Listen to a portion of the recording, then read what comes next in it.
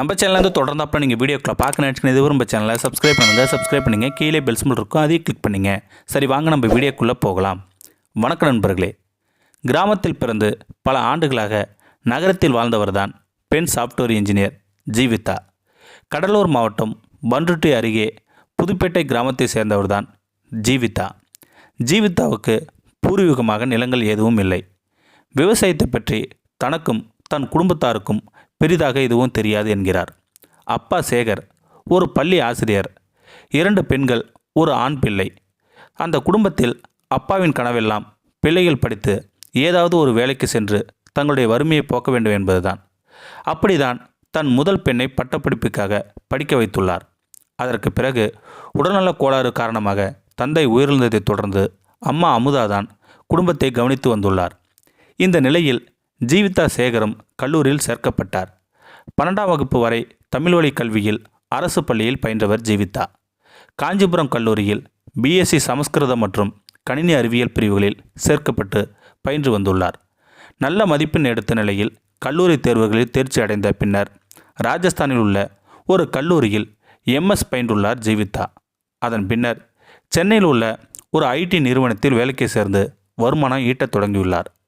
இந்த நிலையில் சீனிவாசன் என்பவரை ஜீவிதா திருமணம் செய்துள்ளார். அவரும் ஒரு ஐடி நிறுவனத்தில் பணியாற்றுகிறவர். தொடர்ந்து ஐடி நிறுவனத்தில் 15 ஆண்டுகளுக்கு மேல் பணியாற்றிய ஜீவிதா விவசாயத்தின் மீது அக்கறை ஏற்பட்டு விவசாயம் மேற்கொள்ள வேண்டும் என்று முடிவெடுத்துள்ளார்.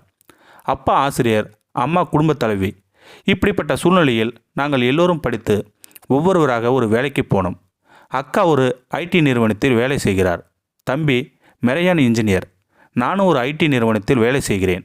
நல்ல வருமானம், மாதம் 2 லட்சம் ரூபாய் வரை எனக்கு சம்பளம். இப்படிப்பட்ட சூழ்நிலையில்தான் இயற்கை மீது எனக்கு ஏற்பட்டது அந்த ஈர்ப்பு.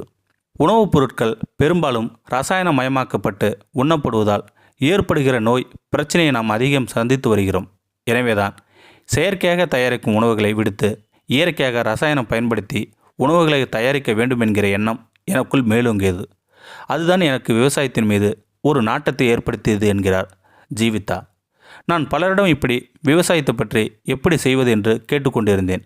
அப்போதுதான் என்னுடைய தம்பி மாமனார் கடலூர் மாவட்டம் சிறுபாக்கம் என்கிற கிராமத்தில் நிலம் விற்பனைக்கு இருப்பதாக சொன்னார். எனக்கு வீட்டிலேயே தான் வேலை, ஏன் வீட்டிலிருந்து வேலை செய்யும்போது விவசாயமும் செய்யக்கூடாது என தோன்றியது எனக்கு. அந்த நிலத்தை வாங்குவது என முடிவு செய்தேன். 40 லட்சம் ரூபாய்க்கு மேல் செலவு செய்து அந்த நிலத்தை வாங்கினேன். இந்த நிலத்தை வாங்குகின்ற போது வெறும் புதற்காடுகளாக காட்சியளித்தது. இது எப்படி சீராக்கப் போகிறோம் என்கிற சந்தேகமும் எனக்குள் இருந்தது. அதைவிட ஊர் மக்கள் இதை வேடிக்கையாக பார்த்தனர். இவர்கள் எப்படி நிலத்தை சரி செய்யப் போகிறார்கள் என்று பார்த்தனர். நாங்களும் கொஞ்சம் கொஞ்சமாக நிலத்தை மேம்படுத்த வேலையை தொடங்கினோம். அப்போதுதான் அந்த நிலத்தில் ஒரு கிணறு இருப்பது எங்களுக்கு தெரிந்தது. சுமார் 60 அடி ஆழம் கொண்ட அந்த கிணறை தூர்வாரினோம். சுமார் 10 லட்சத்திற்கு மேல் செலவு செய்து அந்த நிலத்தை சீர்படுத்தினோம். கிணற்றின் சுற்றுச்சூழலை புதிதாக கட்டி எழுப்பினோம். இப்போது தரைவட்டத்திற்கு அந்த கிணற்றில் தண்ணீர் தேங்கியிருப்பது கண்கொள்ளா காட்சியாக இருக்கிறது. முதலில் சொட்டு நீர் பாசனத்தின் மூலமாகத்தான் தண்ணீர் பயன்படுத்தினோம். அதன் பிறகு இப்போது பாரம்பரிய நெல் விதைகள் உருவாக்க முழு முயற்சியில் ஈடுபட்டு இருக்கிறோம் என உற்சாகமாக கூறினார் ஜீவிதா. இப்போது நாங்கள் குழியடிச்சான், மிளகு சம்பா, நொறுங்கான், சின்னையார், ஆனைக்கொம்பான், சிகப்பு கவுனி, 60ஆம் குருவை என பாரம்பரிய நெல் விதைகளை விதைத்து விதை நெல் உற்பத்தியில் ஈடுபட்டு இருக்கிறோம். இந்த ஆண்டு முதல் தொடர்ச்சியாக உணவு பயன்பாட்டிற்கு தேவையான நெல் வகைகளை விதைத்து உற்பத்தியை பெருக்க திட்டமிட்டு இருக்கிறோம். முழுக்க இயற்கை விவசாயம் என்பதனால் இங்கே சுமார் 60க்கும் மேற்பட்ட நாட்டு வகை மாடுகள் வளர்த்து வருகிறோம்.